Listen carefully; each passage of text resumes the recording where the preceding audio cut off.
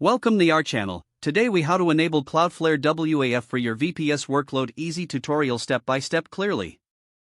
To enable Cloudflare web application firewall for your VPS workload, first, log into your Cloudflare account. Navigate to the dashboard and select the domain for which you want to enable the WAF. In the left sidebar, click on the firewall option. Once the firewall settings load, look for the web application firewall section. You will see an option to toggle the WAF on or off. Switch the WAF to the on position. Next, review the list of managed rules. Enable or disable specific rules according to your workload's needs. After configuring the rules, save your changes. Then, go to your VPS management console. Ensure your VPS is configured to point to Cloudflare's name servers. If not, update your DNS settings to point to Cloudflare. Return to the Cloudflare dashboard. Click on Caching in the left sidebar.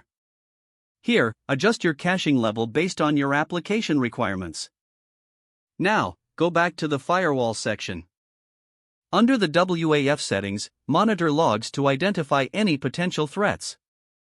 This will help you adjust rules as needed over time. Once everything is set up, perform a test to ensure that your application is functioning correctly. After testing, continuously monitor the performance and security provided by WAF. That's it. You have successfully enabled Cloudflare WAF for your VPS workload. If the page does not load, refresh the browser or try again in a private or incognito window. Make sure you are using the correct email address, then retype it carefully to avoid small typos. If your password is not accepted, use the reset option and create a new strong password you can remember. Check your spam folder for verification or security emails, then complete any requested confirmation steps. Enable two-factor authentication if available to improve account security and reduce unauthorized access risk. After signing in, review your profile details so your contact information and settings are accurate and current. Don't forget to like this video and subscribe to our channel for more step-by-step tech guides.